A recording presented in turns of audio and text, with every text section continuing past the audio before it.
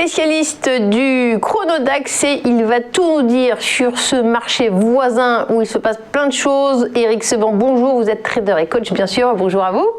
Bonjour Fabienne. Alors, je le disais, le DAX a dépassé les 15 500 points. Quelle est votre lecture à vous? Qu'est-ce qui anime les transactions en ce moment?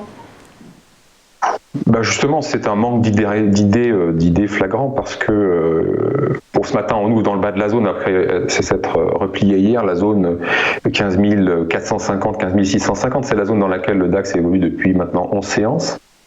Donc il n'y a pas d'idée forte, c'est une phase de neutralisation de la tendance haussière qui s'est installée.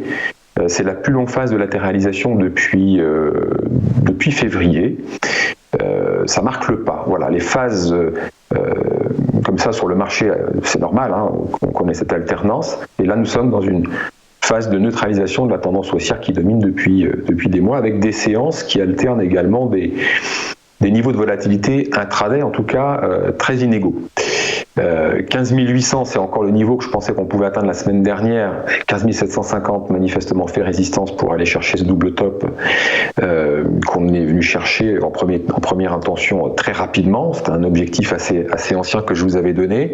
Et puis là, on marque le pas. 15 750, manifestement, ça fait résistance. Donc, le DAX, c'est non directionnel pour le moment, on était haussier pour l'instant, c'est la phase de neutralisation. On voit bien que sur le graphique, alors c'est beaucoup plus parlant que sur un graphique 4 heures, mais en intraday, la zone est bien marquée. Toutes les zones de support et de résistance du graphique sont parfaitement marquées toute la journée, mais avec beaucoup de précision. Donc toutes les zones sont très bien marquées et puis finalement cette situation d'attentisme n'est pas trop difficile à travailler parce que tout le monde voit les supports, tout le monde voit les résistances et donc dans une phase neutre on peut travailler les deux sens. Donc ça donne quand même beaucoup d'opportunités en intraday avec des bonnes probabilités de réussite de travailler dans les deux sens et on voit bien que globalement on fait des écarts relativement importants dans la journée. Donc la fin annoncée du soutien budgétaire semble commencer à produire ses effets.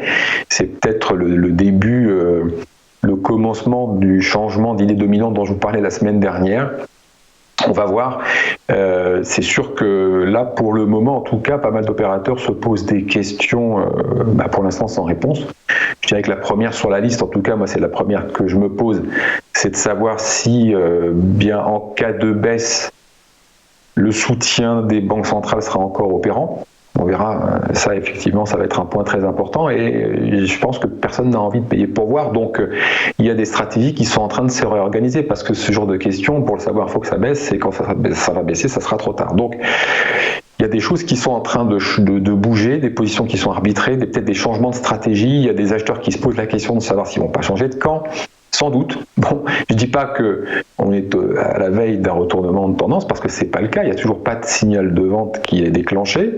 C'est juste une neutralisation. D'ailleurs, ça pourrait tout à fait repartir dans l'autre sens. Imaginez simplement que les inquiétudes sanitaires commencent à revenir sur le devant de la scène avec tous ces nouveaux variants et vous pourriez très rapidement avoir un nouveau message des banques centrales en disant « vous inquiétez pas, on est encore là ». Donc, si on a ça, boum, ça va remonter encore d'un cran et sur le plan de chartiste, on va afficher un nouveau plus haut dans la zone 900, 930, ça suffira pour réinstaller la tendance haussière. Donc il faut être méfiant. C'est toujours pareil, c'est ce que je vous dis depuis des semaines. Il faut surtout pas vous mettre à vendre. Pour l'instant, il n'y a pas de remise en question du scénario de soutien, en tout cas à très court terme, parce que c'est annoncé pour 2023, je crois, cette fin de soutien budgétaire, mais pour l'instant, il est toujours en cours. C'est simplement que voilà, l'idée dominante que les banques centrales sont toujours là pour soutenir qu'il n'y aura pas de baisse, ça commence à shifter un peu et là, il y en a qui se posent des questions. En tout cas, ceux qui sont pour l'heure, en tout cas, puisqu'on va parler d'intraday, le DAX commence un rebond dans le bas de la zone.